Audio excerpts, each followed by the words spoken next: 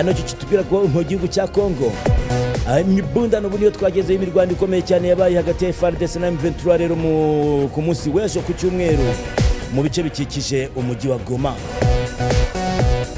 Hano baratubwira ko ku cyumweru tariki 12 Mutarama 2025 imirwano yongeye gusubukurwa hagati y'ishyamba za M23 n'ingabo za Kongo zikiwe na Wazalendo. Imirwano ikaze ikaba yaravuzwe ahantu habiri, harimo aho bita Kibaya hariya Kibumba muri teritwari ya Nyiragongo mu majyaruguru ya Goma, ndetse no mu nkengero za Sake mu burengerazuba bwa Goma, nk'uko amakuru yatangajwe n'ibitangazamakuru byinshi cyane. Hano batubwira ko urusaku rw'intwaro ziremereye n'izoroheje muri zari ziri kumvikana muri ibyo bice kugeza ku masaha y'umugoroba. Societe civile ya Masisi ikavuga ko M23 kishaka gutera umujyi wa Goma mu gihe imirwano ikomeje kuri iki cyumweru mu bice bikikije umujyi. Hanagaragaye guhunga kwinshi kw'abaturage berekeza mu mujyi wa Goma, bikaba bigaragara ku ruhande rwa Sake cyane cyane. Aragira ati turakangurira guverinoma ya Kongo, inzego zose z'umutekano ko zigomba gukomeza kuba maso.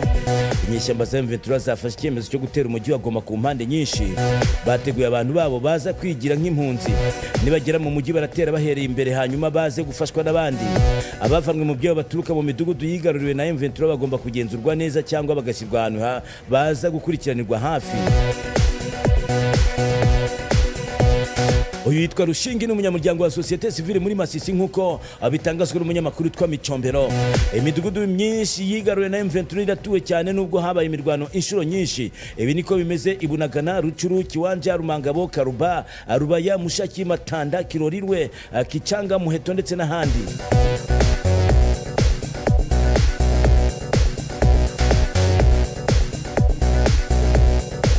Asimbukiye kuri iki cyamakuru cya bwiza.com. Aha nanone niho tujye gusanga inkuru tuvuga ko inka yishe umugabo washatse kwifata ku ngufu. Ari mu gihugu cya Brazil mu gace ka Sambambaia mu mujyi wa Federal. Haravugwa urupfu rw'umukozi wo mu rwuri rw'imyaka 45 bivuga ko yagerageza gufata inka ku ngufu. Uyu mugabo utatangazwa amazina yasanzwe yapfuye aryamye iruhande rw'inka yambaye agakingirizo, ngo yaragiye gukoresha afata inka ku ngufu. Amakuru yatangajwe n'abakozi bagenzi bakavuga ko nyakwigendera yabanjirije abandi mu kazi ubwo yaragiye gukama inka ku gicamunsi cyo kwa gatatu ushize, aho ngo yari abasize aho bariraga.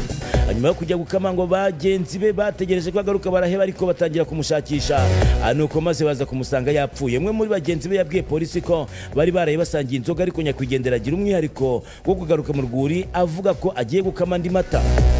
Agana saa 12 za mu gitondo nibwo umurambo we wabonwe n'abakozi bagenzi be, basanga aryamye iruhande rw'inka yapfuye. Perezida rya polisi ryatangijwe kugira ngo hamenyekane neza icyateje urupfu rwe, ariko birakekwa ko yakubiswe bikomeye n'iyo nka ubwo yarageragezaga kuyifata ku ngufu. Ibi byabaye nyuma y'amezi 5 undi muturage wo mu Burusiya yitwa Evgeny Kuvshinov yishwe n'inka muri Thailand, nawe bikavuga ko ngo yashakaga kuyifata ku ngufu.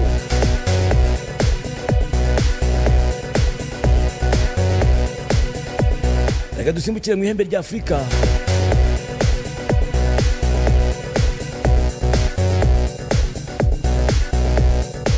Igihugu cya Ethiopia na Somalia ngo byasubije umubano mu buryo nyuma y'igihe kirekire birebana y'ingwe.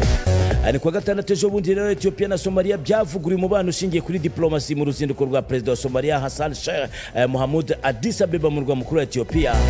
Mohamud na Minisitiri w'Intebe wa Ethiopia Abiy Ahmed bemeye kugarura no kuzamura umubano w'ibihugu byombi binyuze mu bahagarariye ibihugu byombi muri buri gihugu. Bombi bashimangiye ko umutekano w'akarere usaba ubufatanye bukomeye hagati y'ibihugu byombi bushingiye ku kwizerana, icyizere ndetse no kubahana.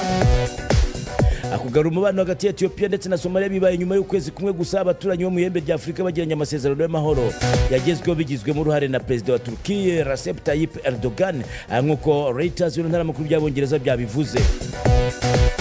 Umubano hagati y'abaturanyi bombi bo muri Afurika y'Uburasirazuba wazambye kuva umwaka ushize ubwo Ethiopia idakora ku nyanja yagiranaga amasezerano n'akarere ka Somaliland ka Somalia, ariko ngo kashatse kwigenga kakaba gafite ubwigenge bucagase. Icyo gihe Ethiopia yemeye gukodesha ubutaka ku nkombe zayo kugira ngo hashyirwe ibirindiro by'ingabo zirwanira mu mazi. Nk'ingurane Ethiopia yari kwemera ubwigenge bwa Somaliland ku mugaragaro. Ibyo rero Somalia yarabyanze, iravuga iti ibintu kutwinjirira no gushuka uduce twa Ethiopia twa Somalia kugira ngo twigenge, abiryo twiyomore ku gihugu cya Somalia. Batangiye gushwana ubwo ngubwo. Ingabo za Sudani zafashe umurwa mukuru wa leta ya Al Jazeera ni kwa gatandatu ejo bundi rero ingabo za Sudani zinjiye muri Wad Madani umurwa mukuru wa leta ya Al Jazeera uherereye mu majyepfo y'uburasirazuba bwa Khartoum. Uyu mujyi ukaba wari umaze umwaka urenga ugenzurwa n'ingabo za General Hemeti wo muri RSF. Boniya n'ibita Rapid Support Forces. Ku mbuga nkoranyambaga video nyinshi zerekanye umunezero w'abatuye Wad Madani umurwa mukuru wa leta ya Al Jazeera muri Sudani nyuma y'uko ingabo z'igihugu zinjiye muri uyu mujyi. Ibirori byanabaye mu yindi mijyi myinshi yo muri Sudani iyobowe n'ingabo za General Abdel Fattah al-Burhan. Nyuma yo kwegera imbere rero iminsi myinshi mu duce dutandukanye tw'umujyi, abasirikare bigaruriye ikiraro kiri hejuru ya Blue Nile cyambukiranya umujyi, ubu bikaba byemerera ingabo za Sudani kugenzura inzira z'ubwikorezi zihuza Khartoum ndetse na Ethiopia mu karere ka nyine gafatwa nk'ikigega cya Sudani mu gice cy'amahoro, ngo ni agace karumbuka cyane.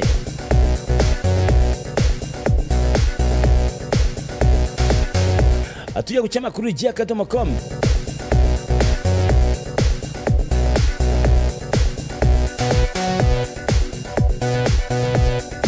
Hano baratujyana muri Slovakia yanenze Zelensky kwirirwa ngo asabirizwa inkunga akoresha iterabwoba. Minisitiri w'intebe wa Slovakia Robert Fico yavuze ko perezida wa Ukraine Vladimir Zelensky akwiye guhagarika imikorere ye yo kwirirwa asabiriza inkunga mu Burayi akoresheje iterabwoba. Minisitiri Robert Fico yabigarutseho kuwa 10 Mutarama n'ejo bundi mu nama ya komisiyo ishinzwe ububanyi n'amahanga mu nteko ishinga amategeko ya Slovakia. Yabigarutseho nyuma y'uko Ukraine yahagaritse amasezerano yo gucisha gaze y'Uburusiya mu nzira zinyura mu butaka ku butaka bwayo ijya muri Slovakia inakomereza mu bindi bihugu byo mu Burayi. Ibyo rero Zelensky yakoze byagize ingaruka ku bihugu bikeneye gaze birimo Slovakia, Ubutaliyani ndetse n'Ubuholandi. Robert Fico yavuze ko we na Zelensky nta bucuti bafitanye kandi Ukraine igomba guhagarika ibyo yirirwamo. Agira ati sinkorana na Zelensky ku mugaragaro, yirirwa atembera Uburayi asaba inkunga mu buryo budakwiye kandi ibi bigomba guhagarara. Minisitiri Fico yamagana inkunga za gisirikare z'ibihugu byo mu burengerazuba bw'isi zihabwa Ukraine, ashimangira ko umuti w'amakimbirane y'iki gihugu n'Uburusiya agomba kuboneka binyuze mu biganiro bya diplomasi. Ukraine ikaba imaze igihe yaranze kongera amasezerano yari ifitanye na sosiyete y'Uburusiya itunganya gaze ya Gazprom, abituma gaze y'Uburusiya idakomeza kugera mu bihugu by'i Burayi. Uyu Minisitiri w'Intebe Fico yasabye Ukraine gutanga indishyi z'akababaro ndetse avuga ko ashobora guhagarika amashanyarazi Slovakia yohereza muri Ukraine. Mu mezi 11 muri 2024 Ukraine yahawe megawati 2,400 z'umuriro uturutse muri Slovakia. Yashimangiye ko Slovakia itagomba gushyirwa mu kaga n'ikibazo cya Ukraine, asaba umuryango umwe w'i Burayi kugira icyo bikoraho bikiri mu maguru mashya.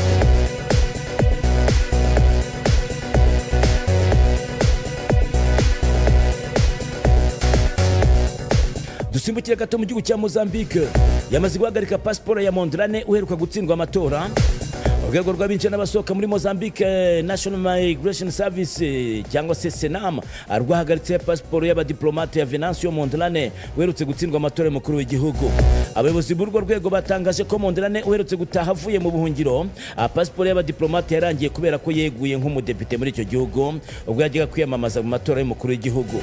Iyi Senami binyujije mu itangazo yashyize hanze yavuze ko abakora mu bijyanye no gucunga ibyangombwa by'abinjira n'abasohoka ku kibuga cy'indege cya Maputo ubwo bagenzuraga ibyangombwa by'uyu muyobozi babonye ko agendera kuri pasiporo y'abadiplomate kandi itagikora kubera ko yeguye mu nteko ishinga amategeko ya Mozambique.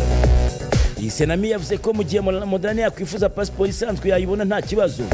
Mondrane wari umaze amezi 2 muri Afurika y'Epfo yavuze ko yagarutse mu gihugu cye kugira ngo abe umukuru w'igihugu kuko yemeza ko ari watowe, ndetse akaba nasabye abamushyigikiye ko guhera uyu munsi ku wa mbere batangira imyigaragambyo ikaze y'iminsi 3 bamagana ishyaka Frelimo ku butegetsi avuga ko ryamwibye amajwi, ariko akavuga ko uko byagenda kose ari ugomba kurahira.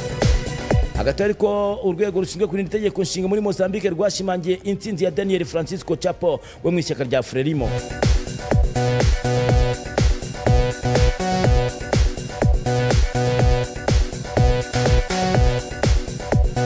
Indege yari itwaye abakinnyi b'ikipe ya Piramide yo mu Misiri yagize ikibazo babura umwuka.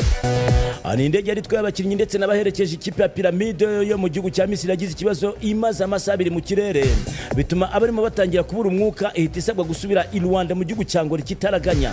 ni kwa gatandatu ejo bundi nibwo Pyramide FC yakinnye na Sagrada yo mu gihugu cya Angola mu mukino w'umunsi wa gatanu w'amatsinda ya CAF Champions League. Hanyuma yo kubona itike yo gukomeza muri kimwe cya kane, Pyramide FC ifata indege yisubiza iwayo nk'uko yari kwitegura umukino wa shampiyona ugomba kuyihuza na Gas El Mahlah mu kwitariki nyine 15 Mutarama. Hashize amasaha abiri bari mu kirere, indege barimo yageze ahantu hari ikirere kitameze neza, bigira ikibazo kuri moteri zifasha mu kongera umwuka mu ndege, ubana muke bamwe mu barimo batangira kugwa igihumure. Iyi ndege yahise isabwa gukatira inzira nyine igasubira ku kibuga cy'indege cya Rwanda, aho ari abakwiye kugira ngo bongere bategure urugendo bundi bushya. Iyi Pyramide ikabiri ku mwanya wa mbere mu itsinda D nyuma yo gutsinda Sagrada igitego kimwe ku busa. Amanota 10 niyo ifite mu gisigaje gukina na Joliba AC yo mu gihugu cya Mali. Hagati kandi mu gihugu cya Congo, abaturage bo mu mujyi wa Kalemi muri Repubulika ya Demokarasi ya Congo bafashe ukekwaho ubujura baramutwika ari muzima. Uwatwitswe yafashwe mu ijoro rya tariki ya 10 Mutarama rero mu gace ka Kitutu muri komine Lukuga. Abatanze amakuru bahamije ko umuntu yafatiwe mu cyuho ari mu bikorwa by'ubujura. Ubuyobozi bw'ako gace bwamaganye ibyo kwihanira, busaba abaturage ko abo bakekaho ibyaha bajya babashyikiriza inzego z'ubuyobozi. Radio Kapi yanditse ko no kuwa gatandatu Ukuboza 2024 undi muntu bikeka ko ari umujura yafashwe, abaturage bagahita bamutwika ari muzima mu gace ka Regeza muri komine Lac. Mu bisa no kwihora rero itsinda ry'insoresore ryahise ritwika inzu zimwe muri ako gace.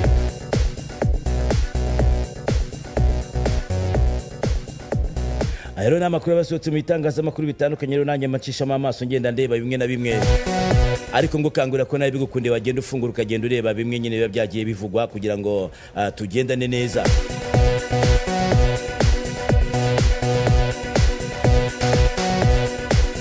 Mu karere ka Rutsiro umugabo yasanzwe mu mugozi bigakekwa ko yiyahuye. Twageze ku kinyamakuru Umuseke kitubwira ko Habiyaremye Pascal yasanzwe mu bwogero amanikishije ikiziriko cy'ihene yapfuye bigakekwa ko yiyahuye. Amakuru avuga ko bikekwa ko ari ukubera amafaranga y'u Rwanda agera kuri 1,800 yarabereyemo ikimina, kubyakira bikanga agahitamo kwiyahura. Nyakwigendera afite imyaka 48, yari mu mudugudu wa Kinunu akagari ka Bushaka umurenge wa Boneza mu karere ka Rutsiro. Umwe mu banyamuryango b'ikimina cya Twisungane Kinamba kigizwe n'abaturage 290. Nyakwigendera yarabereye umwanditsi, avuga ko akekwa ari amafaranga kuko bazi ko ariyo babonaga amuteje ikibazo cyane muri ibi bihe. Umunyamabanga nshingwabikorwa w'umurenge wa Boneza Munyamahoro Mohizi Patrick akababwira ikinyamakuru rero imvaho nshya ko ikibazo cy'icyo kimina bari bakigiyemo inshuro zigera kuri 3 zose. Abanyamuryango bakavuga ko bataheba ari amafaranga yose, ko abo yaburiyeho bose bagomba kuyishyura.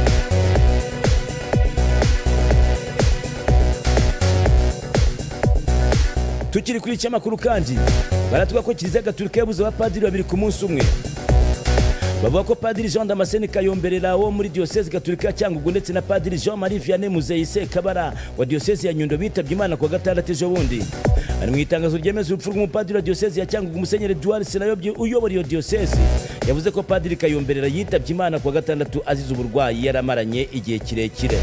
Ni itangazo rivuga ko Diocese Gatolika ya Cyangugu yabashwe no kumenyesha urupfu rwa Padiri Jean Damascene Kayomberera witabye Imana mu bitaro bya CHUK kwa gatandatu tariki ya 11 Mutarama 2025. Mu gihe Diocese ya Nyundo ivuga ko umupadiri wayo yitabye Imana kuwa 11 Mutarama akuye mu bitaro byitiriwe Umwami Faisal azize uburwayi. Umugango wo kumusezeraho bwa nyuma ukaza kubera ku Nyundo kuri uyu wa mbere rero tariki ya 13 Mutarama, ukabimburirwa n'igitambo cya misa kibera muri Kiliziya ya Paruwasi Katedrali ya Nyundo ku isaha ya saa 6 zuzuye. Diocese ya Gatolika cyangwa yivuga ko imihango yo guherekeza no gushyingura Jean Damascene Kayomberera izatangazwa mu gihe cya vuba. Hano batuga ko Padiri Jean Damascene Kayomberera abaye umupadiri wa 4 w'iyi Diocese witabye Imana mu gihe cy'imyaka 3. Wasimbuye ku kinyamakuru Umuseke.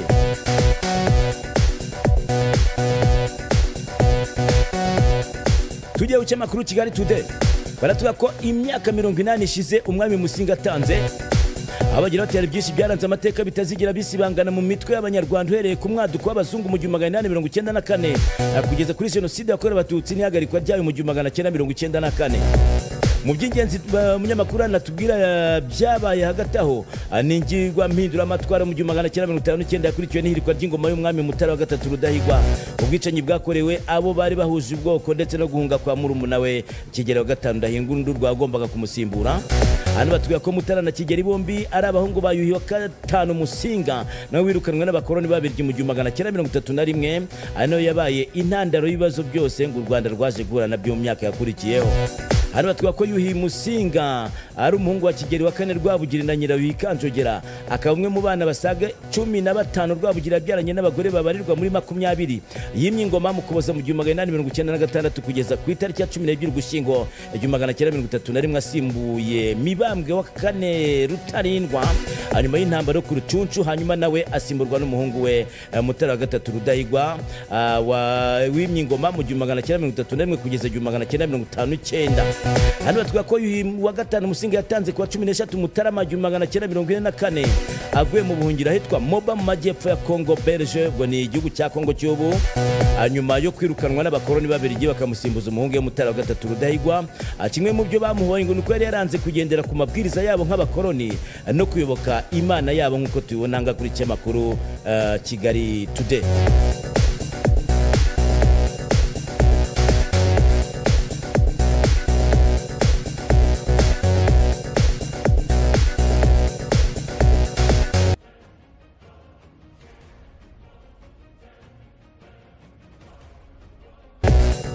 Hanyuma kandi dusimbukiye ku cyamakuru igihe.com ngo hagiye gushyirwaho sitasiyo zigenzura umwuka uhumekwa mu turere twose tw'u Rwanda.